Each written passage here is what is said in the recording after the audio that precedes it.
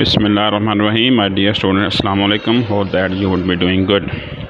Today we are going to study another battle from the life in Medina, that is known as Battle of Muttah. This event took place in the 8th year of Hijrah. Let's start studying the topic. Start. This was an important history in the Arab, in the history of Medina. Not only history of Medina, but also in the history of Arab, that Muslims stood against the Christian empire. When Holy Prophet started his prophethood within Makkah, when he migrated from Makkah to Medina, there was two superpowers over there in the world, the Persian Empire and the Roman Empire. That is why it is important, because Muslims stood against the mighty Romans, and the people of Arab, they become surprised because of this, because no one dared to stand against the Roman from the Arab especially. Reason. We have studied actually in the 7th year of Hijrah, when Holy Prophet wrote different letters to different kings and emperor. One letter was written to the king of Roman Empire.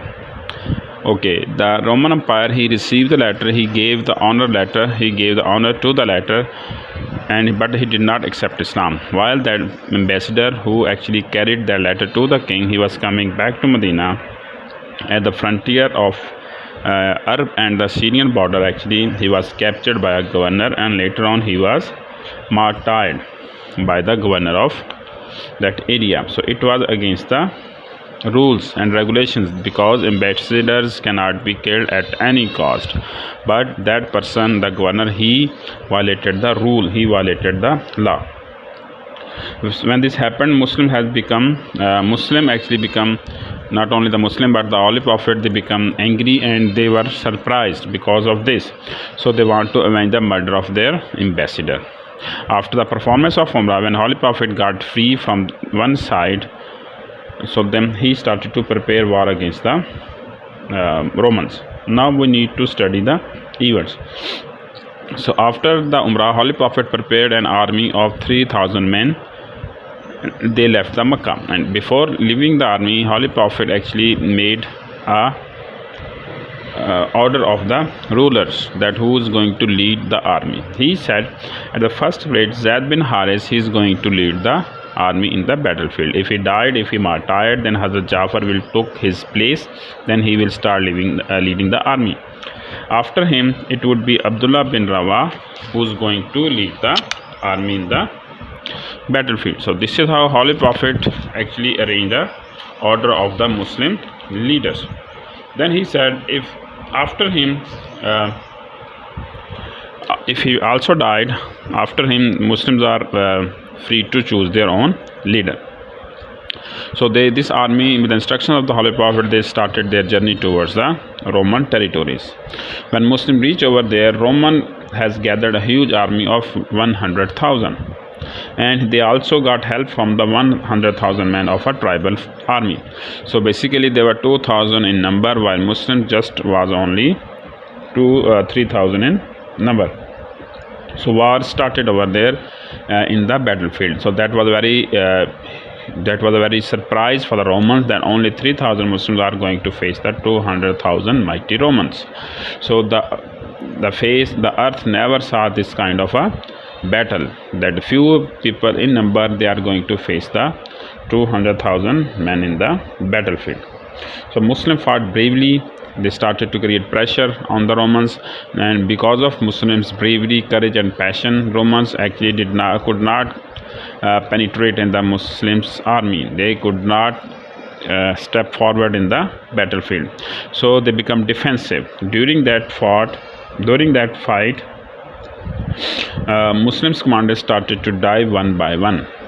First of all, it was Hazrat Zaid bin Haris who martyred in the battlefield. Then banner was taken by Hazrat Jafar. He was also martyred in the battlefield. His two hands was cut down by the Romans, but he held the banner with the help of his chest. Then he also martyred by the Romans. And then Abdullah bin Rawah, he came forward. He fought bravely with passion and determination, but in the end he also martyred by the Romans. Then actually there was no one left to lead the army. So it was Hazrat Khalid bin Walid who was given the responsibility to lead the army. When Holy Prophet, when Hazrat Khalid bin Walid, he became the leader, he started to think that actually we are less in number, we have done a great damage to the Romans. This is why we are here in this area, so we need to, now I need to protect my soldiers. So next morning he changed, he adopted a strange strategy. He changed the right side of the army with the left one, while the left with the right one. So he switched the places of the forces. Early in the morning, when the Romans saw new faces in front of them, they got surprised. They thought that Muslims got help, Muslims got reinforcement from their capital. So they got frightened. Because of their attitude or behavior, Hazrat Khalid bin Walid actually gave order to his soldier that you need to leave the battlefield step by step. You need to get back. You need to go back step by step. When Muslim army started to leave the battlefield, when Romans came to know about that Muslims are going back, they did not follow them because they thought that this is a trap. If we fell into the trap, we might be killed. So that is why they did not follow the Muslim. And Khalid bin Walid actually, without any further damage, without any further killing, he was able to rescue his soldier, and they came back to Makkah. During that battle, 9 swords been broken from the hands of Hazrat Khalid bin Walid only. Because of this, he was given the title by the Holy Prophet, Sword of Allah, Saifullah. So Muslim army came back to Medina. Results. So basically that was also, although there was no victory over there, but Muslims got many benefits from the battles. What are those benefits? Muslims become famous not only in the earth but also in the world, that there is a new power, emerging power within the earth who can fight with the Romans. Although they are less in number, but they can fight the Romans who are large in number all the time. So that was a important benefit for the Muslim.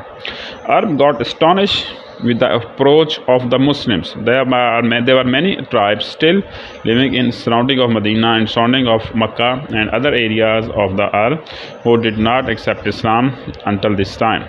When they came to know about this, they got astonished that Muslims had the power and courage to fight against the Romans, the mighty Romans. So because of this, many tribes accepted Islam, and the people who accepted Islam started to increase in number. We have studied that actually, and if we do know the numbers, we can calculate actually. Muslims were 330 in the battle of Badr, then come the battle of Uhud, there Muslims were 700 over there, then come the battle of Trench. Now during the treaty of Hudaybiyah, Muslims were 1400 in number, now 3000 in number, and next year Muslim became 10,000 in number. So this is how the number of Muslims started increase gradually and very fastly. So many tribes accepted the Islam.